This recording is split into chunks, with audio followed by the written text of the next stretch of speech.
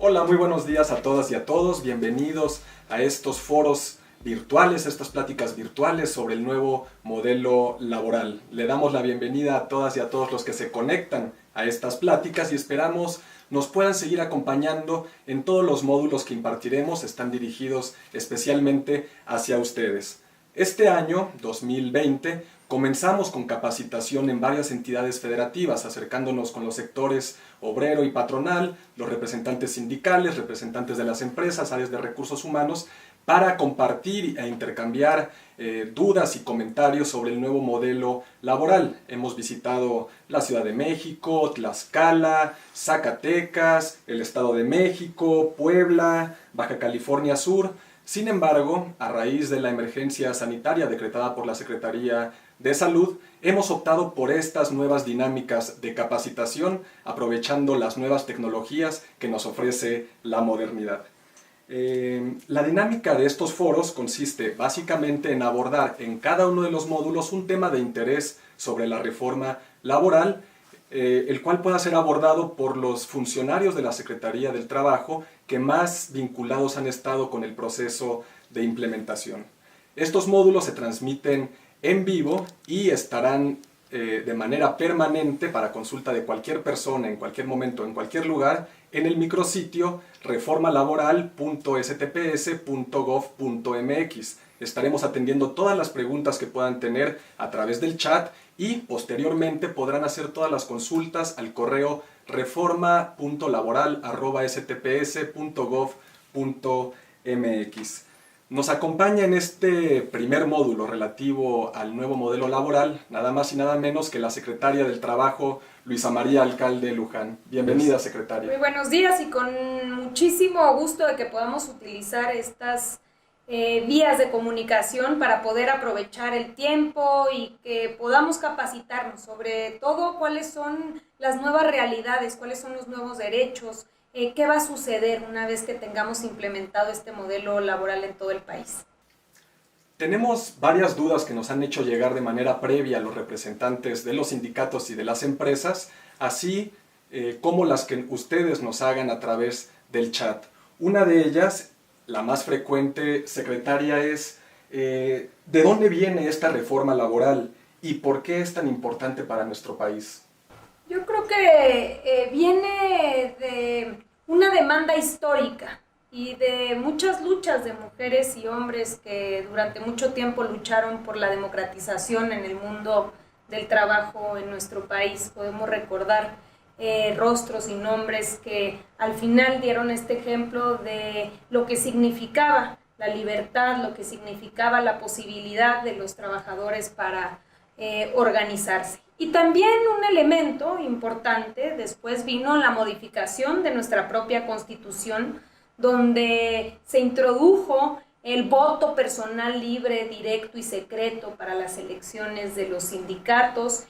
Otro elemento importante que da pie a esta reforma pues tiene que ver con el TEMEC, con las nuevas obligaciones que asume México frente a Estados Unidos y Canadá para poder democratizar su sistema laboral. Y yo creo que estos rompecabezas al final dan pie para poder construir una reforma publicada el 1 de mayo del año pasado que tiene pues fundamentos importantísimos. Hay que recordar de dónde venimos, un sistema muy controlado, y esto lo podemos demostrar por muchísimas circunstancias. De entrada porque antes era prácticamente pues un viacrucis el poder conseguir un registro sindical. Te podías organizar, podías cumplir con la ley, pero si te daban o no te daban el registro dependía del gobernante en turno, dependía incluso de qué tan cercano pudiese ser a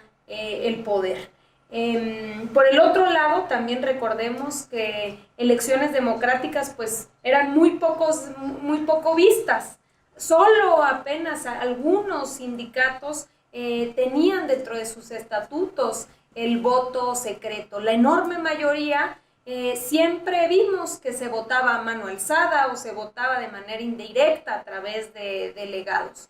¿Y qué decir de la impartición de justicia? La propia lógica de las juntas de conciliación y arbitraje, que dependen del Poder Ejecutivo y no como sucede en las otras materias, en la penal, en la civil, en la administrativa, que dependen del Poder Judicial por una lógica básica de poder ser autónomos frente a las decisiones.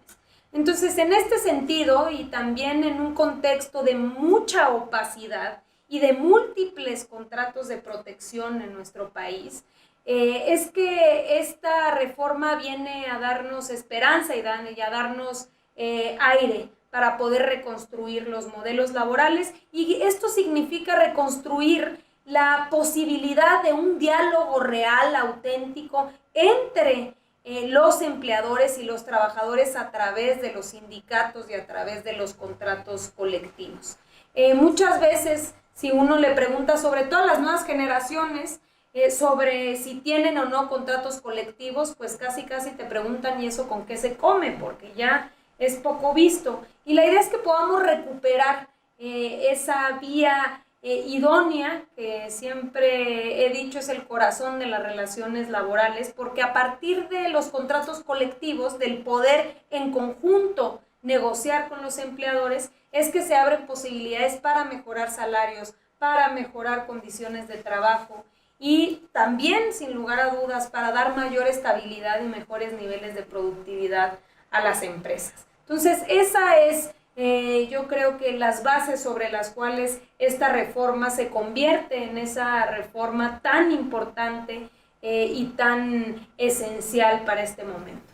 Secretaria, ¿cuáles son los principales cambios que introduce esta reforma laboral? ¿En qué consiste este nuevo modelo laboral? Hemos venido hablando de tres principales pilares de esta reforma. El primer pilar tiene que ver con la impartición de justicia. Ya decía yo que, a diferencia de las otras materias, en materia laboral exista la excepcionalidad de las juntas de conciliación y arbitraje. Entonces, ¿qué va a suceder con esta reforma? Ahora se van a crear tribunales laborales especializados que dependan del Poder Judicial. Eso nos garantiza autonomía, nos garantiza imparcialidad, pero no es únicamente el hecho de que se abran tribunales laborales, sino que el procedimiento cambia. El procedimiento de entrada es un procedimiento mucho más corto, oral, en presencia de juez y con un elemento esencial que es la conciliación. Hoy sabemos que los juicios laborales duran una eternidad en resolverse.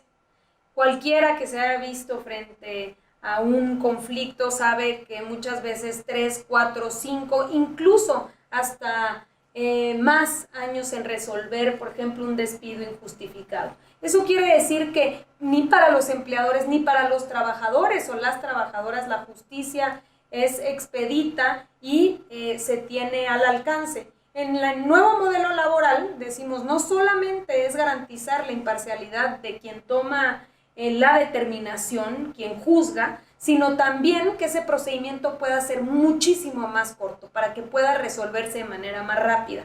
Y decía yo, un elemento esencial, que es la conciliación. Uno de los elementos importantes en esta reforma es que se van a crear centros de conciliación en todo el país, esto a nivel local y a nivel federal. Quiere decir que si yo tengo un conflicto laboral, antes de acudir a un tribunal y frente a un juez, voy a acudir al centro de conciliación. Y la enorme apuesta es que, como sucede en muchas partes del mundo, pues los conflictos puedan resolverse a través de la concertación, a través del diálogo, a través de una negociación que pueda equilibrar ambas partes. Y solamente aquellos asuntos, aquellos conflictos que no puedan resolverse de esta manera, que estamos apostando a que sea cerca del 80% que se resuelva así, entonces sí pasen a los tribunales laborales, ya no se congestione el sistema y realmente pueda haber un acceso a la justicia. Este es el primer pilar que tiene que ver con la impartición de justicia. El segundo pilar tiene que ver con la libertad y la democracia. Ya hablábamos también aquí de que históricamente las elecciones eran por la vía de la mano alzada o por la vía de los delegados, y muchas veces el trabajador o la trabajadora pues de a pie, pocas posibilidades podía de acceder a ser votado o a poder votar por quien realmente lo representara. ¿Por qué? Pues porque muchas veces había había consecuencias si tú te organizabas, había consecuencias si tú abiertamente decías a quién apoyabas. Entonces, la reforma introduce el voto personal libre, directo y secreto para la elección de directivas. Todos los sindicatos tienen que modificar sus estatutos, sus reglas internas, y tienen que introducir este mecanismo, este procedimiento democrático. Y tiene que ver, sí, con las urnas y con el voto secreto, pero también con garantizar convocatorias abiertas, la participación de los trabajadores o las trabajadoras de la organización de manera equitativa, tiene que ver con contar con padrones confiables, con lugares neutrales, es decir, las condiciones que permitan que los trabajadores puedan decidir quién los representa. Esto es un elemento esencial del eje de democracia y libertad, pero no es el único. También hay otro importantísimo que se vincula con la negociación colectiva auténtica.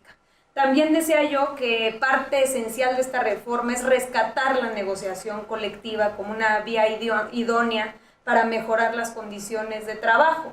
¿Y cómo puede hacer eso? De entrada, a partir de establecer reglas claras. Cualquier sindicato que quiera, a partir de esta reforma, firmar un contrato colectivo a nombre de los trabajadores, no podrá hacerlo simplemente como se había hecho citando al empleador en un café y firman en nombre de los trabajadores. Antes de hacer eso, tendrá que demostrar que por lo menos el 30% de los trabajadores lo respaldan. El sindicato que llegue a firmar un contrato colectivo tiene entonces que demostrar que tiene una legitimidad, que realmente tiene un apoyo por parte de los trabajadores para que lo represente. Nunca más hacer esto a espaldas de los trabajadores. Es increíble, pero sabemos que cerca del 85% de los contratos colectivos se hacen sin consultar a los trabajadores y se hacen incluso a veces sin el propio conocimiento de ellos. Entonces, la clave aquí está en que la negociación colectiva, firmar un contrato colectivo, tiene que tener primero un requisito previo, que es contar con una constancia de representatividad. Eso es para todos los contratos futuros. Eso nos va a dar la tranquilidad a los empresarios de que están firmando con un liderazgo legitimado, y sin duda a los trabajadores de que tiene un representante que ha sido respaldado. Pero también uno debe preguntarse, bueno, eso es hacia adelante, ¿qué pasa hacia atrás? ¿Qué pasa con todos los contratos colectivos que durante muchísimos años se firmaron de esta manera? Y para ello, la ley prevé un procedimiento que se llama el procedimiento de legitimación de contratos colectivos. Ya llevamos a la fecha muchos de estos procedimientos. ¿Y en qué consisten? Consisten en una serie de pasos básicos. De entrada, es una consulta, es una votación a los trabajadores para preguntarles si están de acuerdo o no están de acuerdo con el contrato colectivo que fue firmado a su nombre 1 año o 2 años o 50 años atrás. Para poder votar y para poder participar en esta consulta, primero tienen que conocer el contrato colectivo. Esto podría parecer una obviedad, pero lo cierto es que muchas veces los trabajadores no tienen acceso a sus contratos colectivos. Entonces, en el proceso de legitimación, primero se tiene que poner a disposición de los trabajadores de manera física los contratos colectivos, y ellos definirán si están de acuerdo o no están de acuerdo con los contratos. Algunas cosas se han venido diciendo que no son certeras. Por ejemplo, hay algunas veces, y hemos escuchado que difunden la información, que de votar en contra del contrato colectivo uno perdería todos sus derechos que se adquirieron en su momento. Y esto es falso. Se puede, si la mayoría de los trabajadores no está de acuerdo con ese contrato colectivo, entonces ese contrato colectivo deja de surtir efectos, pero quedan salvaguardados todos los derechos ahí establecidos por parte de los trabajadores. Y se abre la posibilidad de poder conformar otro sindicato o incluso ese mismo u otro que pueda representarlos mejor y firmar un nuevo contrato colectivo a su nombre. O también, si así se desea, pues no tener contrato colectivo tampoco es una obligación, es un derecho, es una posibilidad, si es que los trabajadores quieren. Entonces, dejar muy claro que están los derechos salvaguardados y en caso de votar que sí se está de acuerdo con el contrato colectivo queda legitimado y sigue teniendo su vigencia, digamos, normal. Ahora, es muy importante saber que en este procedimiento de legitimación, la ley prevé 4 años para realizarse. Ese plazo inició ya a partir del 1 de mayo del año pasado. Y ese plazo, digamos, nos ha venido dando pie a que ya hay muchos sindicatos que han venido legitimando sus contratos colectivos. Hacemos un llamado para que esto se haga. Se hace de manera muy, digamos, muy fácil a través de una plataforma. Aquí uno de los módulos tratará específicamente de este tema, pero lo importante es saber que se tiene que hacer, que si no se realiza esta consulta en un periodo de 4 años, entonces el contrato colectivo deja de surtir efectos. Y finalmente, el tercer, digamos, pilar importante de esta reforma tiene que ver con la creación de una nueva institución, que es el Centro Federal de Conciliación y Registro Laboral. Esta autoridad laboral será muy importante, pero sobre todo por 2 cuestiones. La primera es que es la autoridad encargada de dar todos los registros sindicales del país. Ya no veremos esta distinción entre los registros locales y los registros federales. Y esto es importante, ¿por qué? Porque como lo dije al principio también, muchas veces la decisión de dar o no dar un registro tenía o se relacionaba con una cuestión política, dado que eran los propios ejecutivos los que tenían esta facultad. Hoy esta nueva autoridad se encargará de dar esos registros a nivel nacional y será garante de todos los procesos democráticos. También por el otro lado es la autoridad que se encargará de depositar todos los contratos colectivos y de otorgar o emitir más bien las constancias de representatividad para los sindicatos que quieran firmar contratos colectivos. Entonces, esto a grandes rasgos son los elementos de la reforma y sobre todo recordar la esencia. La esencia es que rescatemos la negociación colectiva y que le demos las herramientas a los trabajadores, a las trabajadoras, para que libremente puedan decidir si pertenecer o no pertenecer y quiénes quieren que los representen. Secretaria, la reforma establece en su régimen transitorio una serie de plazos para el cumplimiento y la implementación de esta reforma de manera gradual y progresiva. ¿Cuál es la estrategia de implementación? ¿Existe alguna autoridad encargada de supervisar su cumplimiento? Y finalmente, ¿en qué afecta este proceso la actual emergencia sanitaria? Muy importante estas preguntas. En efecto, la Ley Federal del Trabajo en la reforma estableció varios plazos de la implementación. Algunos están establecidos en los artículos transitorios. Pongo un ejemplo. La obligación de los sindicatos de modificar sus estatutos internos. Y esto lo relaciono con la última parte de la emergencia sanitaria. La ley establecía un plazo que vence este 9 de abril para que los sindicatos hubieran ya modificado sus estatutos y hubieran que se pueda establecer dentro de las reglas, ya decíamos, el voto personal libre, directo y secreto, reglas sobre transparencia y rendición de cuentas, incluso, por ejemplo, normas que tienen que ver con la participación equitativa de las mujeres en las directivas sindicales. Bueno, este plazo vencía el 9 de abril. Derivado de la emergencia sanitaria y de las decisiones de la Secretaría de Salud de suspender las actividades laborales, y en el caso de que son varias incluso las autoridades laborales que han venido suspendiendo sus plazos, es que se abre la oportunidad para que esto pueda aplazarse. Es decir, los sindicatos tendrán tiempo suficiente una vez que se levante la emergencia sanitaria para poder reunirse, para poder realizar sus asambleas y poder modificar sus estatutos.